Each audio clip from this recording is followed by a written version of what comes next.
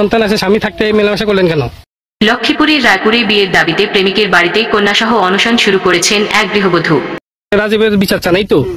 সোমবার 29 এপ্রিল দুপুর 2টায় উপজেলার দক্ষিণ চরবংশী ইউনিয়নের মিয়ারহাট গ্রামের প্রেমিক রাজীব হোসেনের বাড়িতে অনশন শুরু করেন তিনি।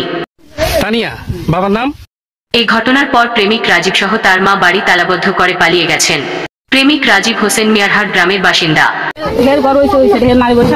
বিয়ের দাবিতে অবস্থান নেওয়া ওই গৃহবধূ একই এলাকার প্রবাসী তুহিনের স্ত্রী। ওই গৃহবধূ বলেন, স্বামী বিদেশ যাওয়ার পর 1 বছর ধরে আমাদের মধ্যে প্রেমের সম্পর্ক। প্রেমের ফাঁদে ফেলে প্রেমিক রাজীব একাধিকবার শারীরিক সম্পর্ক করেছে।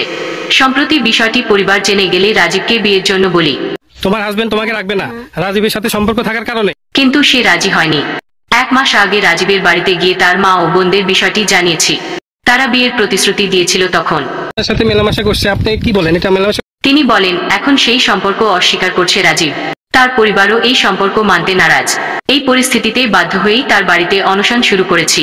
তোমার হাজবেন্ড তোমাকে রাখবে না রাজীবের সাথে সম্পর্ক থাকার কারণে? সে বিয়ে না করলে আত্মহত্যা করব। পলাতক থাকায় প্রেমিক রাজীব হোসেনের বক্তব্য নেওয়া সম্ভব হয়নি। কি বলছে ফাঁড়ি থানার পুলিশ? তবে রাজীবের বোন ফাতেমা বলেন, আমার ভাইয়ের সঙ্গে ওই মেয়ের প্রেমের সম্পর্ক নেই। তবে গৃহবধূ তানিয়া তার স্বামী বিদেশ যাওয়ার পরই রাজীবকে বিরক্ত করে আসছে। তানিয়া তার প্রবাসী স্বামীকেও প্রেম করে বিয়ে করেছিল।